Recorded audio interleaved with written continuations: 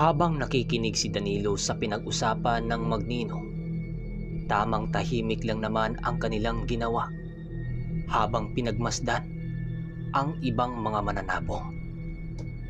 Ngunit ang akala nila, walang alam ang ninong nito sa mga pangontra, ay nagkakamali sila.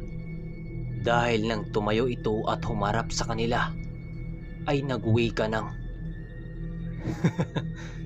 kampante kayong labanan ako dahil sa taglay-taglay nyo.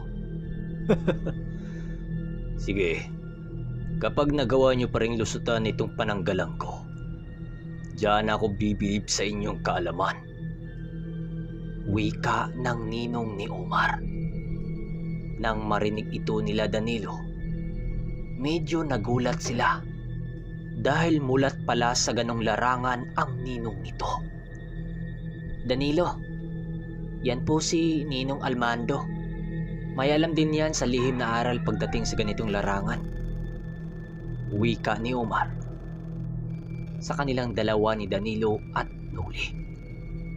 Kaagad ngang nilagyan ng tari ang dalawang manok at si Danilo na mismo ang gumawa nun. Sa paghaharap nila sa ruweda, pinakiramdaman lang ni Noli ang gagawin ng kalaban ng kaibigan niya. At dahil nasa magandang pwesto nakatindig si Noli, kitang-kita niya ang mga galaw ng kalaban. Si Danilo noon, nakita niyang wala namang ginagawang kakaiba, habang yung ninong ni Omar may inipit itong kulay pulang bagay sa hinlalaki ng mga paa niya. Tinitigan lang ito ni Noli at alam niyang isa itong uri ng gamit na pangontra sa kahit na anong gabay. Nasa lamang ka. Si Danilo naman, makikita mong hindi man lang naalarma sa kanyang ginagawa. Alam niyo mga iho, matagal ko nang alam ang ganong abilidad. Kaya kahit anumang gawin niyo ngayon, hindi kayo magtatagumpay. Wika nito sabay lapag ng tandang sa lupa. Pagsugod ng tandang nito, kagad tumama ang mga atake nito. Pero napangisi na lamang si Noli nang makita niyang hindi man lang tumugma ang sumpa nito sa tangan-tangan nitong si Danilo. Palo ng palo ang kalaban nun, pero di man lang tinablan ang manok ni Danilo.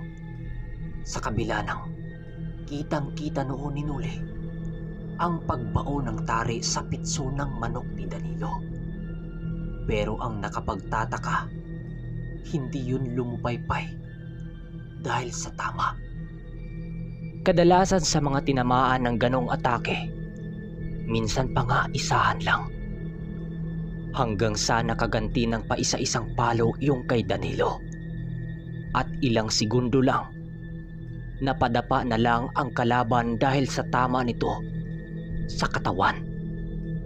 Matapos manalo ang kanilang tandang, hindi na nagpakita pa sa kanila ang ninong ni Omar. Tila ba nahiya ito sa mga binitawan nitong kataga. Makalipas ang isang oras, nagawa nilang mailaban ang mga tandang ni Danilo. Walang ni isa ang natalo. Makalipas ang ilang minuto, habang nasa ulutan sila, may napapansin itong si Noli na mga panauhin na masama ang titig sa kanya. Kapwa lang nila yung sabongero. Nung una, inaakala pa niyang baka katabi lang nila ang tinitigan nito. Pero doon din nila nalaman na si Noli nga pala ang pinagmasdan nito. Nilapitan niya ito upang tanungin kung bakit ganon ang pagtitig nito sa kanya. Ngunit sa tuwing lalapit siya dito, ay papalayo naman ito ng papalayo, na para bang iniwasan siya nitong makalapit. Kaya hinayaan lamang nila ito dahil hindi naman ito makalapit sa kanilang grupo. Kaya lumaban siya ng walang ginagamit na dasal. Pagsapit ng hapon, habang nagkakaisa ang kanilang grupo kila Omar, napansin nila Noli ang pamumutla ni Omar at pangingitim ng labi nito. Tapos, minsan natutulala at paminsan-minsan naman, nagugulat na lang bigla. Dahil sa ikinilos nito, hindi na maiwasang magtanong ni Noli rito. Tinanong niya ito kung anong nangyari sa kanya. Kasi nag-iiba na eh. Ngunit sinasabi lang nito na wala.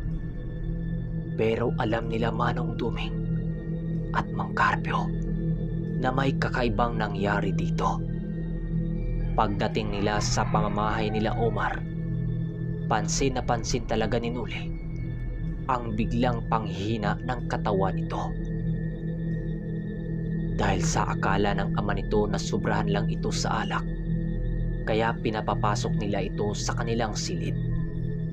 Pero habang nagkakape sila Noli sa labas, bigla silang naalarma nang makarinig sila ng pagsisigaw na nanggagaling sa loob ng bahay nila Omar. At nakita nila ang mga taong nagsisilabasan. Nang makita nila ito, nagwika sa kanya si Manong Duming ng, Puntahan mo muna yung kaibigan mo. Iba talaga ang nakita ko sa batang yon. Kaya kagad tumungo si Noli sa mga taong lumalabas sa bahay na yon. Paglapit niya sa mga tao, ang tanong kaagad niya ay anong nangyari. Sinabi lang naman ng pinagtatanungan niya na nagwawala daw si Omar sa loob ng bahay nito. Pagpunta ni Noli sa loob, laking gulat na lamang niya nang makita niya ang itsura ng kaibigan niya. Tinabihan siya ni Mang Mondo na lumayo sa kaibigan niya dahil hindi na ito nakakilala ng tao. Iba na din ang busis nito at nanlilisik ang mga mata habang sinasabunutan ang kanyang sarili. Pagkakita nito sa kanya, napaatras naman itong si Noli nang masipat niya ang kaanyuan ng isang demonyo sa katauhan nito. Dali-dali siyang lumabas ng bahay at kaagad tinawag si Manong Duming. Pagdating nila sa loob, nagsipulasa naman ang mga magulang nito dahil may hawak-hawak na itong palakol na pambusak ng kahoy. Sinasabi ko na nga ba, kumanda kayong dalawa ni Danilo Noli.